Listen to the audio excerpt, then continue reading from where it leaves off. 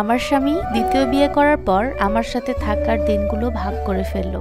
আমার সাথে নাকি সে সপ্তাহে 2 দিন থাকবে আর তার নতুন বউয়ের সাথে বাকি পুরা সপ্তাহ। আমার স্বামীর দ্বিতীয় বিয়ের 1 মাস পরেই আমি জানতে পারি আমিও মা হতে চলেছি। এই খবরটি শুনে আমি ভীষণ ভেঙে পড়ি। কি করব কিছুই বুঝতে পারছিলাম না। আল্লাহকে এটাই বলছিলাম, আল্লাহ তুমি যখন দিলেই কেন 1 মাস আগে দিলে? আল্লাহ তাআলা যা করেন বান্দার ভালোর জন্যই করেন। হয়তো আল্লাহ চাইছে তাই আমাকে একটা সন্তান দিয়েছে। বেঁচে থাকার জন্য শেষ সম্বল হিসেবে হয়তো আমার সন্তানটা আল্লাহ আমাকে দিয়েছে। আমার প্রেগন্যান্সির কথা শুনে আমি অনেক ভেঙে পড়েছিলাম। কি করব কিছুই বুঝতে পারছিলাম না। কাউকে জানানোর সুযোগ পর্যন্ত আমি পাইনি। মনের ভিতর যে ঝড় চলছে সেটা আল্লাহ ছাড়া আর কেউ জানে না। কি এক অদ্ভুত পরিস্থিতি। বিয়ের 13 বছর পর সে বাবা হতে চলেছে, অথচ আমি তাকে বলতেই পারছি না, বলার মতো সুযোগও। কারণ নতুন বিয়ে করার পর সে অনেক ব্যস্ত। তার নতুন বউ নিয়ে সে বেশ সুখেই দিন কাটাচ্ছে। তার তো আজকাল দেখাই যায় না, রুম থেকে বেরই হয় না বললেই চলে। আমার দিকে তাকানোর তার সময়ই নেই। একদিন সন্ধ্যায় হঠাৎ করেই আমার হাজবেন্ড আমার ঘরে আসে। আমি তাকে জিজ্ঞেস করলাম আমি এখানেই থাকবো নাকি চলে যাব। আমার হাজবেন্ড আমাকে বলে তুমি এখানে চাইলে থাকতে পারো, চাইলে বাবার বাড়িতে গিয়েও থাকতে পারো। যে মানুষটা 2 দিনের বেশি আমাকে বাবার বাড়িতে থাকতে দিত না, সেই মানুষটার কাছে এরকম কথা শুনে আমি কি করব কিছুই বুঝতে পারছিলাম না। আরো আমাকে বলল আমার বাড়ির দরজা তোমার জন্য সারা জীবনের জন্য খোলা আছে।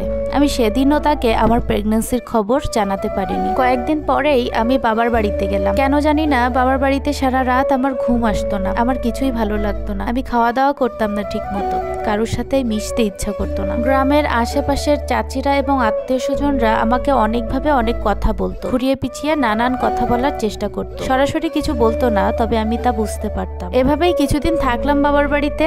আমি বুঝতে পারলাম বাবার বাড়িতে আমার আর কোনো কদর নাই। তারপর ওখান থেকে আবার শ্বশুর বাড়িতে চলে আসলাম। শ্বশুর বাড়িতে এসে আরো বেশি খারাপ লাগতো। আমার কলিজা ফেটে যেত যখন আমার স্বামীকে অন্য কেউ জড়িয়ে ধরতো, অন্য কেউ খাওয়া দাওয়া করছে কিনা সেটা জিজ্ঞেস করতো, অন্য কেউ রান্না করে খাওয়াতো, তার শখের আহ্লাদের কথাগুলো আমার হাজবেন্ডের সাথে শেয়ার করতো। একটা মেয়ে সব পারে, কিন্তু কখনোই তার স্বামীর ভাগ কাউকে দিতে পারে না। সকালে উঠে দেখছি আমার হাজবেন্ডকে সেই বউটা নাস্তা দিচ্ছে, আমার সংসার অন্য কেউ সামলাচ্ছে, সবাই তার সাথে অনেক হাসি মজা করে। এগুলো দেখে নিজেকে আর সামলাতে পারি না, অনেক বেশি কষ্ট হয় আর কান্না পাই। আমার ভরা সংসারটা কিভাবে অন্যের হয়ে গেল নিজের চোখে দেখতে পেলাম। একটা সময় শ্বশুরবাড়ির সবাই বলা শুরু করলো তুই এখান থেকে চলে যা। বিশেষ করে আমার শাশুড়ি প্রায় সময় আমাকে বলতো তুই এখান থেকে চলে যা। আমার সাথে তেমন কেউ কথা বলতে চাইতো না। সবাই সেই নতুন বউটাকে নিয়ে অনেক মাতামাতি করত। আমি ঘরে দরজা বন্ধ করে দিয়ে বসে বসে কাঁদতাম, কিন্তু কেউ আমার খোঁজটাও নিত না। এসব ঘটনা কিছুদিন দেখার পর এমন মনে হতো যেন একেবারে বাবার বাড়িতে চলে যায়। কিন্তু বাবার বাড়িতে গিয়েও বেশি দিন থাকতে পারতাম না। আশপাশে মানুষের কথাবার্তা শুনে মনে হতো দুনিয়া থেকেই চলে যায়। হঠাৎ করে কি একটা দরকারে আমার হাজবেন্ড একদিন আমার ঘরে আসলো। আমি সেই দিনই তাকে বললাম তুমি বাবা হতে চলেছো। আমার গর্ভধারণের 4 মাস পর এই খবরটি আমি তাকে দেই। সে অনেক খুশি হয়েছিল আর বলেছিল আমার সামর্থ্য আছে 2টা বউকে রাখার, তুমিও আমার সাথে থাকতে পারো। আমি 2 জনকে নিয়েই সুখে শান্তিতে রাখবো এবং দুজনকে সমানভাবে ভালোবাসবো। তবে আমি জানি না এতদিন তার এই ভালোবাসা কোথায় ছিল। তারপর সে দিন ভাগ করলো। আমার সাথে নাকি সপ্তাহে 2 দিন থাকবে আর বাকি দিনগুলো ওই বউয়ের সাথে। আমার ভাগ্যে বৃহস্পতিবার আর শুক্রবার পড়েছিল। বৃহস্পতিবার আর শুক্রবার আসলেই আমি আমার বাবার বাড়িতে চলে যেতাম। আমি আমার স্বামীকে খুব ভালোবেসেই আমরা বিয়ে করেছিলাম। কিন্তু যে এখন মানুষটাকে দেখছি, এই মানুষটাকে আমি মোটেও ভালোবাসি না। কেমন জানি আনকা অদ্ভুত লাগে আমার কাছে। খুব সুখের সংসার ছিল আমাদের, কিন্তু একটা সন্তানের জন্য অনেক হাহাকার ছিল। একটা সন্তানের দাবি প্রত্যেকটা বাবারই থাকতে পারে, কিন্তু একটা সন্তানের জন্য মানুষ এতটা পরিবর্তন হতে পারে এটা আমি কখনো কল্পনাও করতে পারিনি। যতই মুখে মুখে বলুক আমাকে ভালোবাসে, কিন্তু আমার সন্তান পেটে থাকাকালীন আমি ঠিকমতো খেতেও পারতাম না, কিন্তু কখনো সে আমার খোঁজও নিত না। জানি না 13 বছরে তার সাথে কি সংসার করলাম। একটু ভালো সে আমাকে কি বাসতো না, নাকি অভিনয় করে গেল, নাকি বিয়ে হয়ে গিয়েছিল বলেই একসাথে থেকে গেছে, আমি কিছুই জানি না। আমার শাশুড়ি তো নতুন বউ ছাড়া কিছুই বুঝতে পারতো না। আমার ননদও সেই সাথে সবসময় এই নতুন বউয়ের প্রশংসায় ব্যস্ত থাকতো। আমার ননদকে একদিন বলতে শুনলাম আমার ভাইয়ের ছোট বউটা অনেক ভালো, অনেক ভালোবাসে তাদেরকে। জানি না এই কয়দিনে সে কি করেছে।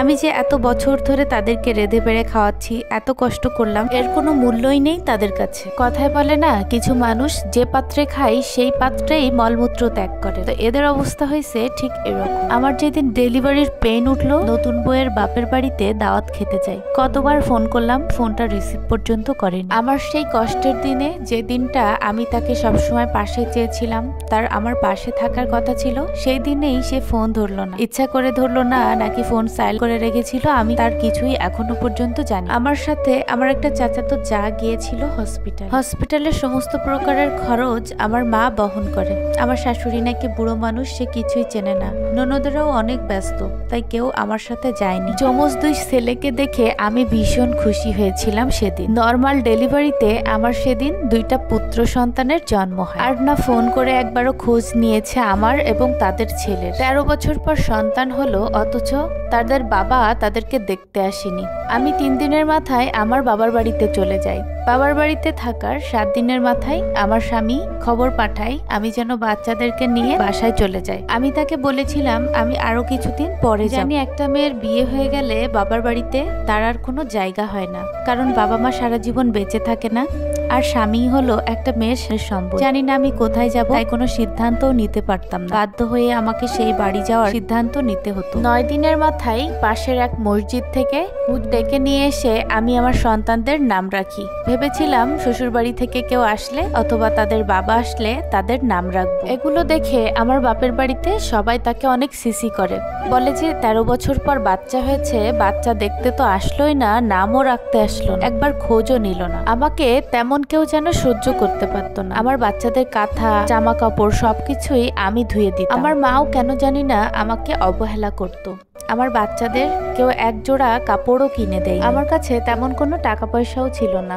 আমার 1 ভরি গহনা ছিল, সেই গহনা বিক্রি করে ছেলেদের প্রয়োজনীয় জিনিসপত্র কিনি এবং খরচ খরচা করতে থাকি। কত মানুষের মুখেই শুনেছি মেয়েদের বাচ্চা হলে নাকি মেয়ের মারা কত কিছু করে, তাদের জন্য কত আদর যত্ন করে, কিন্তু আমার ক্ষেত্রে ব্যাপারটা সম্পূর্ণ অন্যরকম ছিল। কতটা অসহায় সময় কাটছিল আমার বাবার বাড়িতে, সেটা কাউকে বলে কখনো বোঝাতে পারবো না। সবসময় চিন্তা করতাম এই অল্প টাকা দিয়ে আমি কিভাবে আমার ছেলেদেরকে মানুষ করব। এত কষ্টের ভিতর আরো একটি কষ্ট এসে যোগ হলো। 3 মাসের ভিতর আমার হাজবেন্ড ডিভোর্স লেটার পাঠিয়ে দিল। 2টা যমজ বাচ্চা সহ আমার ডিভোর্স হয়ে গেল। যে মেয়েটাকে নাকি আমার হাজবেন্ড বিয়ে করেছিল একটা সন্তানের জন্য, কিছুদিন পর জানতে পারি সে মেয়েটা নাকি কখনোই মা হতে পারবে না, তার জরায়ুতে নাকি কি সমস্যা আছে। যখন আমার স্বামী জানতে পারলো যে তার দ্বিতীয় বউ কখনোই মা হতে পারবে না, তখনই আমার স্বামী আমার সন্তান দুটাকে পাওয়ার জন্য অনেক আইনি লড়াই লড়ল, কিন্তু সে কোনো কেসেই জিততে পারেনি। আমার সন্তানরা তার কাছে কখনোই যায়নি। আমার সন্তানরা কখনো তার বাবাকে চেনে না, সব সময় ছোট থেকেই তার মাকে দেখে বড় হয়েছে। অনেক কষ্টে নিজের সন্তানদেরকে বড় করে তুলেছি, এরাই এখন আমার বেঁচে থাকার সম্বল। জানি না আমার সে হাজবেন্ড আবারও একটা বিয়ে করবে নাকি কি করবে। তবে সত্যি যদি তার সন্তানদের প্রতি ভালোবাসা থাকতো, তবে হসপিটালে একটা বার হলেও মনে রাখবেন, কেউ কখনো অন্যায় করে জিততে পারে না। আল্লাহ তাআলা ছাড় দেন, কিন্তু কখনোই কাউকে ছেড়ে দেন না। গল্পটি কেমন লাগলো অবশ্যই জানাবেন।